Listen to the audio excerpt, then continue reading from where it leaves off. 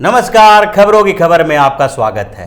सोनिया गांधी और राहुल गांधी की नीतियों से नाराज कांग्रेस के कुछ बड़े नेता पार्टी छोड़ने वाले हैं। पिछले कुछ दिनों से जो कांग्रेस में घमासान मचा हुआ है और धीरे धीरे कुछ युवा नेता और कुछ बड़े नेताओं ने पार्टी छोड़ी है, उसके बाद अब अगला नंबर कांग्रेस के एक बड़े नेता अभिषेक मनु सिंघवी की है। अभिषेक मनु सिंघवी पार्टी छोड़ने वाले हैं और इसका संकेत उन्होंने दे दिया है। हालांकि अभी पूरी तरह से ये बात साफ नहीं हुई है और वो भी अभी हिचक रहे हैं बताने में, लेकिन कहीं न कहीं उन्होंने जो इशारा दिया है उससे यही लगता है कि अब वो कांग्रेस छोड़कर भारतीय जनता पार्टी ज्वाइन करने वाले हैं।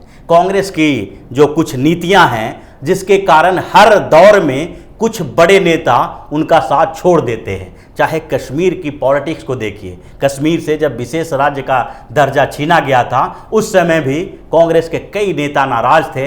यहाँ तक कि कांग्रेस के युवा चेहरा और उत्तर प्रदेश के एक बड़ा नेता माने जाने वाले जितिन प्रसाद भी कांग्रेस और खासकर राहुल गांधी के नीतियों से, जो कश्मीर पर उनकी नीति थी, उससे नाराज चल रहे थे। और उसके बाद भी बार बार जब सीएए और एनआरसी का मुद्दा आया तो उस समय भी कांग्रेस के कई नेता नाराज हो गए। गोवा के 4 नेताओं ने पार्टी छोड़ दी। उत्तर प्रदेश के कुछ संगठन के, जो कांग्रेस संगठन के कुछ नेता थे, उन्होंने पार्टी छोड़ी और कई अलग अलग क्षेत्रों में अलग अलग पद पर काम कर रहे कांग्रेसी नेताओं ने पार्टी से को अलविदा कर दिया। तो इसी तरह इस बीच जो अब कोरोना का संक्रमण चल रहा है और इस समय जो कांग्रेस की नीति है, जिस तरह से सवाल पूछने की कोशिश की जा रही है सरकार को, जो सरकार का ये कोरोना के खिलाफ जंग है उसको कमजोर करने की कवायद राहुल गांधी और सोनिया गांधी कर रहे हैं, इससे कुछ लोग नाराज हो गए हैं।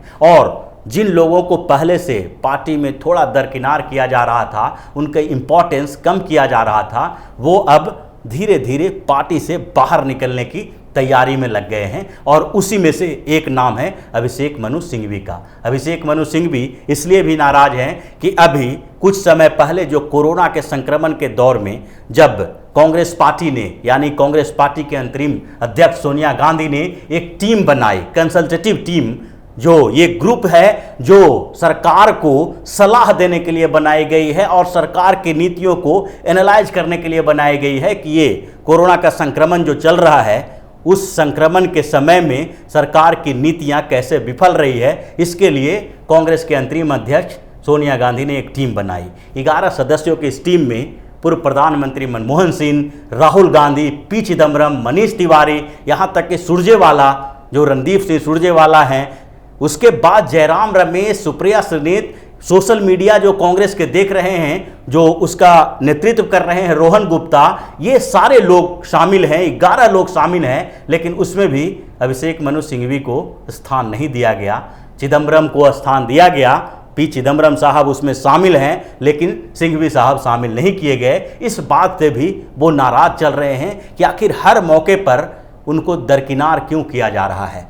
ऐसे मौके पर जब एक टीम बनाई जा रही है, ग्रुप बनाई जा रही है जो इस पूरे मामले में अपनी विचार रखेगी, अलग अलग क्षेत्रों में देखेगी कि किन क्षेत्रों में कांग्रेस की नीति कैसे आगे बढ़ सकती है, सरकार की विफलता का आकलन कैसे किया जा सकता है, ऐसे में उनको दरकिनार क्यों किया जा रहा है। और इस मुद्दे पर वो थोड़ा पार्टी से नाराज हैं, सोनिया और राहुल गांधी से नाराज हैं, जिसके कारण वो अब पार्टी को बाय बाय टाटा कहने की कोशिश में लगे हुए हैं। अभिषेक मनु सिंघवी एक बड़े नेता हैं और कांग्रेस में जो कहा जाता है कि एक संकट मोचक की भूमिका निभाने वाले नेताओं में से एक रहे हैं। हर मौके पर जब कांग्रेस बड़े बड़े ऐसे मौके पर फंसी है तो वहां पर अभिषेक मनु सिंघवी की जरूरत पड़ी है।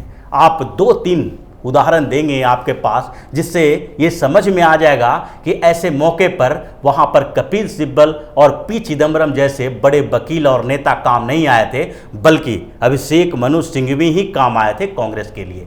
ये एक मौका था 2018 में जो चुनाव हुआ था कर्नाटक में, उस समय का कर्नाटक में विधानसभा का चुनाव हुआ और उसके बाद किसी पार्टी को बहुमत नहीं मिली। भाजपा सबसे बड़ी पार्टी बनी, लेकिन कांग्रेस ने पहले ही ये बना लिया था, रणनीति बना ली थी कि अगर बड़ी पार्टी नहीं बनते हैं और भारतीय जनता पार्टी को बहुमत नहीं मिलता है तो हम जेडीएस को यानी जनता दल सेकुलर को हम समर्थन दे देंगे, बिना शर्त समर्थन देंगे, उनके मुख्यमंत्री बना देंगे और लेकिन भारतीय जनता पार्टी को सत्ता से बाहर रखेंगे। लेकिन स्थिति बदल गई। सबसे बड़ी पार्टी होने के बाद राज्यपाल ने वीएस येदियुरप्पा को वहां मुख्यमंत्री बनने के लिए बुला लिया, आमंत्रित कर लिया भारतीय जनता पार्टी की सरकार बनाने के लिए और उन्हें बहुमत साबित करने के लिए 15 दिन का समय दे दिया। 15 दिन समय बहुत होता है और कांग्रेस के खेमे में खलबली मच गई। उन्हें लगने लगा कि कांग्रेस को कि अगर 15 दिन का समय अगर दिया जाता है तो इस दौरान कांग्रेस और जेडीएस के कुछ नेता तोड़े जा सकते हैं और येदियुरप्पा की सरकार बनी रह जाएगी, वो बहुमत साबित कर लेंगे। आनन फानन में कांग्रेस को सुप्रीम कोर्ट का सहारा लेना पड़ा और उस दौरान कांग्रेस के दो बड़े जो वकील हैं, जो नेता हैं, पी चिदम्बरम और सिब्बल साहब, कपिल सिब्बल, दोनों दिल्ली में थे, लेकिन अभिषेक मनु सिंघवी दिल्ली में नहीं थे।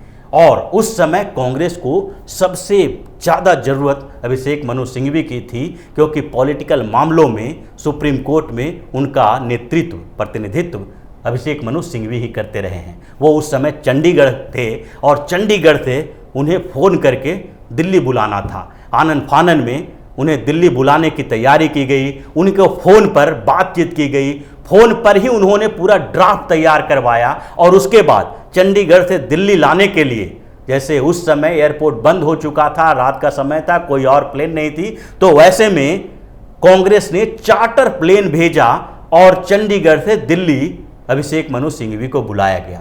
ये अभिषेक मनु सिंघवी का महत्व है, कांग्रेस में उनका कद है, वो जो किस मामलों के कैसे जानकार हैं और कांग्रेस के लिए कैसे संकट मोचन रहे हैं, इसका एक छोटा सा उदाहरण है। ऐसे कई उदाहरण बने हैं और उसमें एक और उदाहरण गुजरात में हो गया राज्यसभा चुनाव का है। 2017 में गुजरात में राज्यसभा का चुनाव हो रहा था। 3 सीटों पर राज्यसभा के लिए उम्मीदवार खड़े किए गए थे। 2 सीट भारतीय जनता पार्टी के खाते में जा रही थी और उस पर एक सीट पर अमित शाह को और दूसरी सीट से स्मृति ईरानी को राज्यसभा भेजा गया था। तीसरे सीट पर कांग्रेस और भारतीय जनता पार्टी में टकराहट चल रही थी। कांग्रेस को वो सीट जानी थी और उस पर अहमद पटेल को चुनाव लड़ने के लिए कहा गया था, लेकिन भारतीय जनता पार्टी ने भी दावेदारी पेश की थी और बलवंत सिंह राजपूत को वहां से खड़ा किया था। चुनाव हुआ और चुनाव के दौरान कुछ क्रॉस वोटिंग हुए। जो कांग्रेस के 2 एमएलए थे, उनके ऊपर आरोप लगा कि उन्होंने भारतीय जनता पार्टी को वोट दिया है और ऐसे में जो वहां पर जो चुनाव देख रहे थे, जो रिटर्निंग ऑफिसर थे, उन लोगों ने आरोप लगाया और कांग्रेस के उन दोनों विधायकों का वोट कैंसिल करने की बात कही, क्योंकि उनका आरोप था कि इसमें दोनों विधायकों ने वोटिंग करने से पहले बैलेट पेपर भाजपा के नेताओं को दिखाया है। तो इसके बाद ऐसी स्थिति आ गई और चुनाव आयोग में बार बार डेलीगेशन भेजा जाने लगा। कांग्रेस ने आरोप लगाया कि उन दोनों विधायकों का वोट कैंसिल किया जाए। उसमें भी अभिषेक मनु सिंघवी की बड़ी भूमिका थी और आखिरकार अहमद पटेल जो अभी राज्यसभा सदस्य हैं, उनमें मुख्य भूमिका जो निभाई थी उनको चुनवाने में, उनको राज्यसभा तक पहुंचाने में, वो अभिषेक मनु सिंघवी ही थे। तो ऐसे कई उदाहरण हैं जो लीगल मामलों के उदाहरण हैं जिसमें अभिषेक मनु सिंघवी तारनहार के तौर पर कांग्रेस के सामने आए हैं, संकट मोचक बने हैं। लेकिन आज उनकी स्थिति थोड़ी कमज़ोर हो गई है, कांग्रेस में उनको इग्नोर किया जाने लगा है। राहुल गांधी और सोनिया गांधी जो 4-5 नेताओं से घिरे रहते हैं, केसी वेणुगोपाल, ये कुछ पी चिदम्बरम और इसके साथ साथ नागार्जुन खड़गे, ऐसे कुछ नेताओं के साथ जो घिरे रहते हैं कांग्रेस में। राहुल गांधी की अपनी टीम है, सोनिया गांधी की अपनी टीम है और उन दोनों टीमों के बीच ऐसे कुछ नेता अलग थलग पड़ते नजर आ रहे हैं। उसमें एक नाम अभिषेक मनु सिंघवी का भी है और वो इसी कारण से नाराज चल रहे हैं। इस बीच जो घटनाएं घटी है उसमें कहीं न कहीं उनको नाराजगी का सामना करना पड़ा है और यही कारण है कि वो कांग्रेस छोड़ने की तैयारी में लग गए हैं। और सिंधिया के बाद जो ज्योतिरादित्य सिंधिया ने कुछ समय पहले कांग्रेस से रिजाइन करके भारतीय जनता पार्टी ज्वाइन करी और उसके साथ साथ उन्होंने मध्य प्रदेश में कमलनाथ की सरकार को भी गिरा दिया।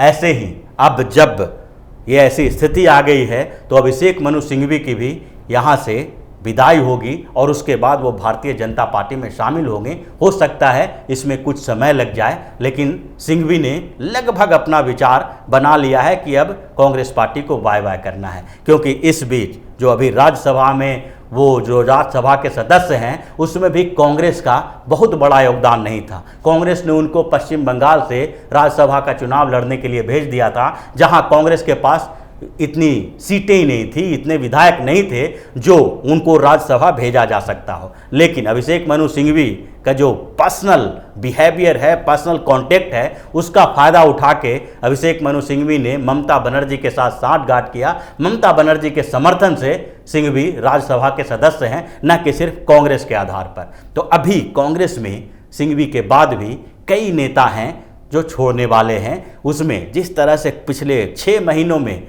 कांग्रेस की स्थिति बदली है और वहां पर कई युवा नेता हैं जो कांग्रेस से विद्रोही तेवर अपनाए हुए हैं, राहुल गांधी की नीतियों से नाराज हैं, वो भी धीरे धीरे कांग्रेस छोड़ेंगे। इनमें मिलिंद देवड़ा भी हैं जो दिल्ली चुनाव के समय में भी विवाद में रहे थे और उन्होंने कांग्रेस पार्टी के ऊपर आरोप लगाया था। उसके साथ साथ महाराष्ट्र में संजय निरुपम, कुछ समय पहले हरियाणा के चुनाव के समय में अशोक तंवर ने पार्टी छोड़ दी थी। और वहाँ के जो दूसरे बड़े नेता हैं हुड्डा साहब, यह जो भूपेंद्र सिंह हुड्डा और दीपेंद्र हुड्डा, ये जो हुड्डा परिवार है वो अभी तक कांग्रेस में इसलिए है कि कांग्रेस उनकी सारी शर्तें मान रही है। जिस दिन उनको लगेगा कि कांग्रेस अब हमारी बात नहीं मान रही है, राहुल गांधी और सोनिया गांधी हमारी बात नहीं मान रहे हैं, उस दिन अलग हो जाएंगे। क्योंकि चुनाव के पहले भी उन्होंने पार्टी से अलग होने की बात कही थी, लेकिन उनके बेटे को जो राज्यसभा का टिकट दे दिया गया, उसके बाद कुछ समय के लिए और स्थिति कंट्रोल में आ गई। तो इस तरह से पूरे जो कांग्रेस का संगठन है और संगठन के जो तरीके हैं बनाने के, उसमें राहुल गांधी और सोनिया गांधी और उनके इर्द गिर्द के कुछ लोगों का ऐसा कब्जा हो गया है और इनकी नीतियां ऐसे गलत दिशा में निर्धारित होती है कि कई नेता नाराज चल रहे हैं और अभिषेक मनु सिंघवी के बाद वो भी पीछे पीछे कांग्रेस से अलग होंगे। तो इसी तरह की खबरों के साथ फिर से हाजिर होंगे। तब तक के लिए बने रहिए हमारे साथ और देते रहिए हमें सहयोग, ताकि इसी तरह की खबर हम आपके लिए लाते रहें। धन्यवाद।